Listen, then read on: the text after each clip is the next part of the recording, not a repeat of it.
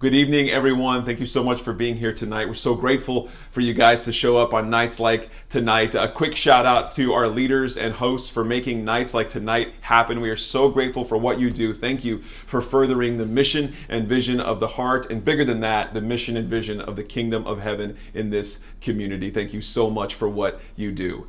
If it's your first time here at Groups, real quickly, the way we do Groups is we take a few questions that come from the message that we have on a Sunday morning. If you haven't checked it out yet, you need to go to anywhere you get podcasts and do a search for The Heart Podcast, The Heart, all one word, and catch up on this particular series that we're in, which is called The Gray, because it has been so interesting to dig into what it means to live life in the gray, to step out of a black and white world, and what does it mean to be in the gray here. And that's what I believe that God is calling us to be, is living in the gray.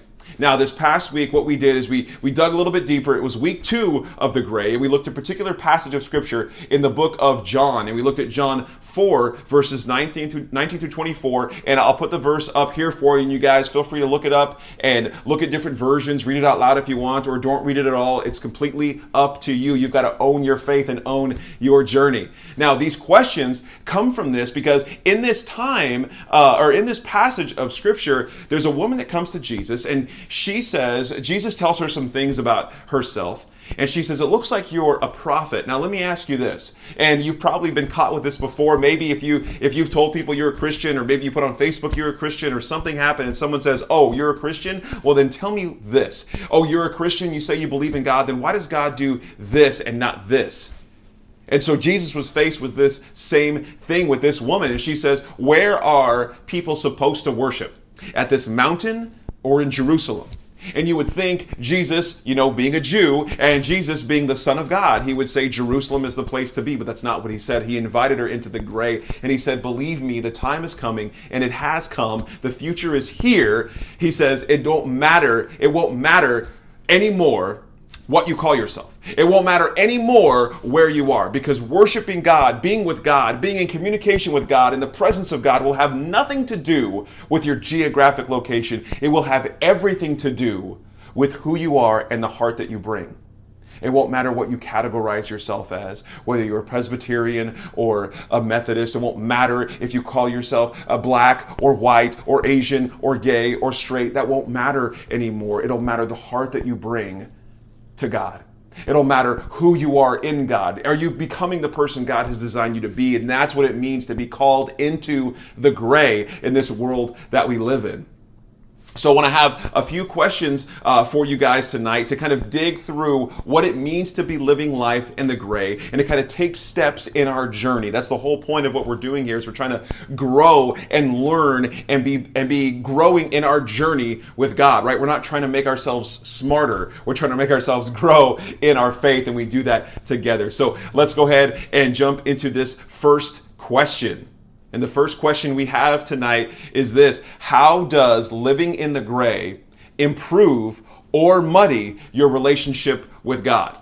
Right? If I say that I believe that God is calling us to live a life in the gray, does that improve your relationship with God, or does that muddy your relationship with God? And how and why in each of those ways? So it's kind of a bit to chew on, and I want you guys to digest it a little bit and then talk through this together. If you're brave enough and you're bold enough, tell us what you really think. How does living in the gray improve your relationship with God? Or how does living in the gray muddy your relationship with God, and why? I want you guys to take a few moments to discuss this.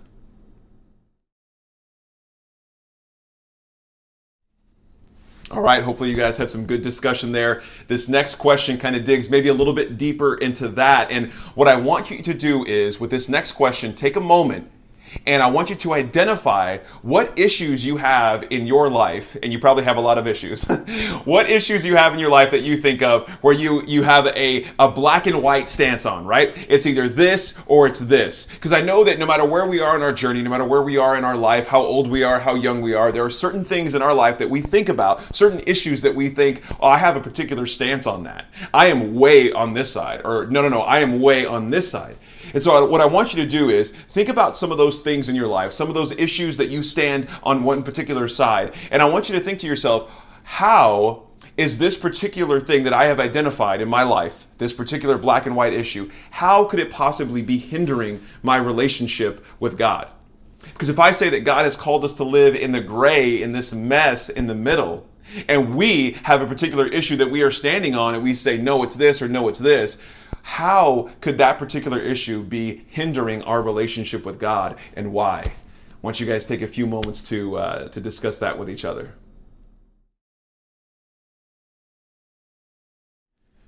All right, now this last question tonight is all about applying what we have learned, what we have talked about, what we have discussed into our life. It's the only way we're going to grow is if we apply what we learn into our life. So in the previous question, I asked you to identify the issues that you have in your life that you have a particular stance on, and to talk about why those might be hindering your relationship with God. And this application, what I want you to do, what I want to challenge you with for this week, is going to be directly off of those. What I want you to think about is, what can you do this week to even take a small step into the gray on one of those issues? Maybe for you it's hearing the argument on the other side of that particular issue. Maybe for you it's reading an article that has to do with the other side of that opinion. Maybe it's talking with a friend about how here's some problems you might have with that opinion. Whatever it happens to be, I want to know from you guys. I want you to discuss it with each other. Talk through this. What can you do this week to take a step into the gray on these particular issues you have in your life that you have a black and white stance on, a this and that stance? So I want you guys to take a few moments to discuss that for the evening, and I hope you guys have a great week, and we will see you Sunday morning at the spot at 10 a.m. Love you guys.